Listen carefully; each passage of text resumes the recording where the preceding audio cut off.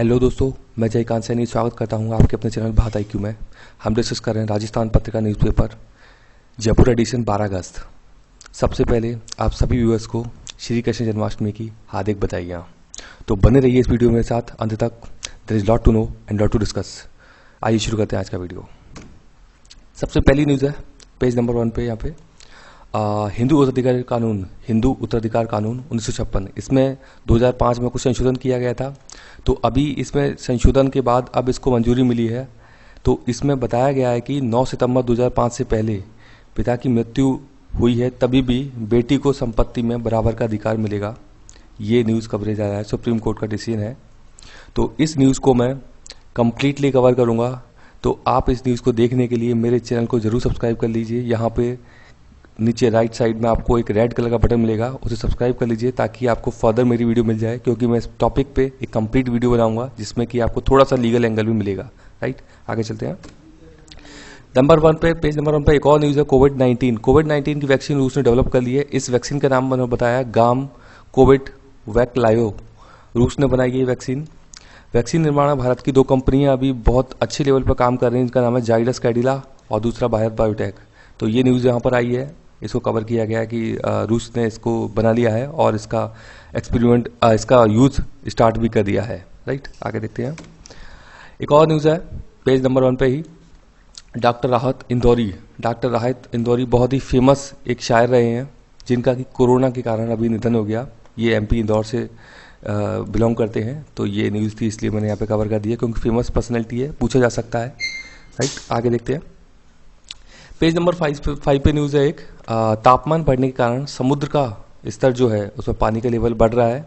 ये न्यूज़ बताई है यहाँ पर, ये न्यूज़ के अंदर इसमें बताया कि जो अपना एटमॉस्फेयर है उसमें कार्बनिक जो कंटेंट है वो ज़्यादा बढ़ता जा रहा है। उसके कारण फसलों का जो उत्पादन है वो कम हो रहा है। इसमें एक नाम दिया है कार्बन डाइसल्फाइड का। तो कार्बन डाइसल्फाइड का सूत्र होता है, ये देख सकते हैं आप, CH2। तो इसे आप ध्यान रखिएगा, एग्जाम्स में पूछा जा सकता है, स्पेशली जहाँ पे कि साइंस इसमें की सिलेबस में रहता है कॉम्पिटिशन एग्जाम के अंदर। तो ये आप याद रखिएगा, कार्बन डाइसल्फाइड। आगे देखते हैं। पेज नंबर 6 पे एक और न्यूज़ है।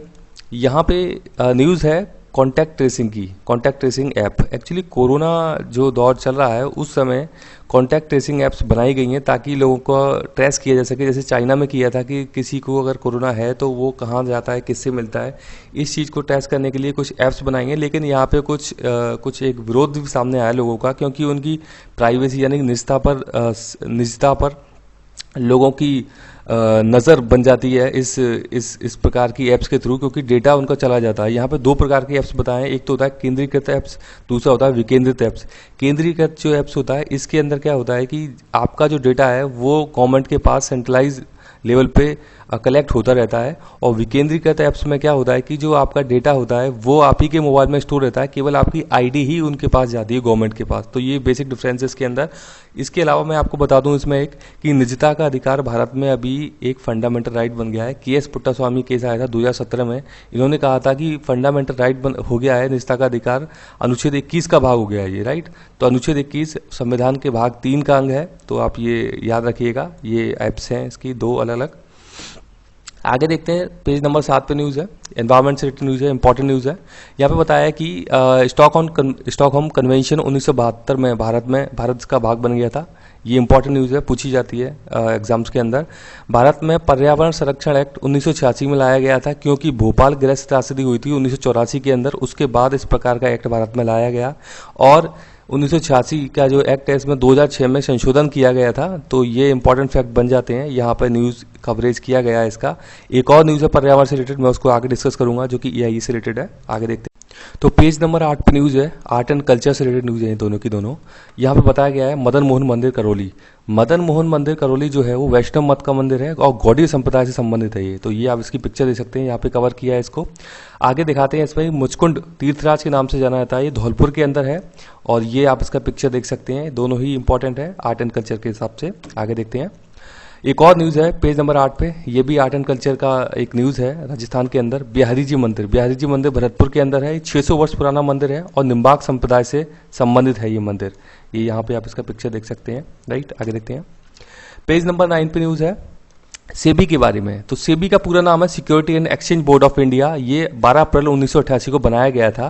तो सेबी का काम क्या रहता है इसके अंदर कि सेबी जो है शेयर बाजार में निगरानी रखने का काम करता है कि अगर इसमें कोई गड़बड़ी कोई व्यक्ति करता है तो उस पर ये पाबंदी लगाने का काम करता है। जैसे कि ये न्यूज़ अभी आई है, यहाँ पे इसने रिलायंस के ऊपर कुछ पाबंदियाँ लगाई हैं, तो ये सेबी का काम होता है। ये भी इंपॉर्टेंट है, न्यूज़ में पूछा जाता है। आगे देखते हैं। पेज नंबर 10 पे न्यूज़ है नेपाल से रिलेटेड। तो नेपाल से रिलेटेड न्यूज़ है इसके अंदर। तो नेपाल अभी काफ़ी चर्चा में रहा है क्योंकि हमारे भारत के और नेपाल के संबंध काफ़ी पुराने रहे हैं, पारंपरिक संबंध है हमारे। तो यहाँ पे नेपाल से रिलेटेड एक संधि है, इसका नाम है सगौली की संधि। ये बहुत इंपॉर्टेंट है, 1816 में हुई थी, जिससे कि नेपाल और भारत का बॉर्डर डिसाइड हुआ था इस संधि के थ्रू। तो संधि बहुत इंपॉर्टेंट है, पूछ सकती है। अब 2020 में विवाद चल रहा है, नेपाल और भारत के बीच में विवाद चल रहा है, वो लिपू लेक, काला पानी, लिम्पिया धुरा को लेकर। ये 3 एरियाज हैं, इनको लेकर भारत और नेपाल के बीच विवाद चल रहा है। तो आपने सुना भी होगा काफ़ी, ये भारत और इंडिया के बीच में, राइट। आगे देखते हैं। पेज नंबर 10 पे एक और न्यूज़ है, छोटी न्यूज़ है। भारत में जो हीरे के लिए विख्यात है वो पन्ना है। पन्ना मध्य प्रदेश का मध्य प्रदेश के अंदर एक एरिया है जहाँ पर कि काफ़ी हीरे निकाले जाते हैं। तो इसका एक न्यूज़ आया था, यहाँ पे मैंने कवरेज किया है इसका, राइट। आगे देखते हैं। अब इसमें एनवायरमेंट से रिलेटेड एक और न्यूज़ है, EIA। तो EIA क्या होता है? Environment impact assessment. इसमें क्या है कि ये 76 और 77 के अंदर भारत में लाया गया था EIA, और 2020 में इसको थोड़ा सा शिथिल कर दिया है। EIA काम क्या करता है कि सपोज जहाँ पे भी कोई इंडस्ट्री बड़ी लगती है तो वो ये देखता है कि इसका एनवायरनमेंट के ऊपर कोई गलत प्रभाव तो नहीं पड़ेगा। अगर ऐसा होता है तो EIA जो पर्यावरण मंत्रालय से उनको परमिशन लेनी होती है इंडस्ट्री लगाने के लिए, वहाँ पे उनकी परमिशन को रोक दिया जाता है। लेकिन अभी कोरोना काल के दौरान EIA के रूल्स में काफ़ी शिथिलता ला दी गई है, जिससे कि और इंडस्ट्री डेवलप की जा सके। तो ये पर्यावरण के हिसाब से एक चिंताजनक स्थिति है कि इस प्रकार का काम किया जा रहा है सरकार के जरिए, राइट। तो ये एक न्यूज़ थी, यहाँ पर मैंने कवर किया इसे। आगे देखते हैं। पेज नंबर 10 पे न्यूज़ है, ये एक्चुअली कल की न्यूज़ थी 11 अगस्त की। मैं इसको कवर नहीं कर पाया बिकॉज टाइम की मेरे पास एक लिमिटेशन थी, इसलिए। तो यहाँ पे न्यूज़ है कि चेन्नई से पोर्ट ब्लेयर के लिए एक फाइबर ऑप्टिक केबल बिछाई जा रही है। अब फाइबर ऑप्टिक केबल क्या होती है? इससे ये इंटरनेट और कम्युनिकेशन से रिलेटेड है। इसमें सारी चीज़ों की स्पीड काफ़ी अच्छी हो जाती है। पोर्ट ब्लेयर जो एरिया है, यहाँ पे इंटरनेट और टेलीफोन्स की बड़ी ही खस्ता हालत रहती थी, यहाँ पे प्रॉपर नेटवर्क नहीं मिलता था। इसके होने के बाद PM मोदी ने भी इसका उद्घाटन किया है। तो इसके बिछ जाने के बाद यहाँ पे इंटरनेट की जो स्पीड है अच्छी हो जाएगी। इट मीन्स कम्युनिकेशन बेटर हो जाएगा यहाँ पे। तो फाइबर ऑप्टिक केबल जो है वो टोटल इंटरनल रिफ्लेक्शन के सिद्धांत पे काम करती है। ये भी काफ़ी पूछा जाता है एग्जाम पेपर में कि ये किस सिद्धांत पे काम करती है। यहाँ पे इसका एक न्यूज़ आया था, मैंने कवर किया है।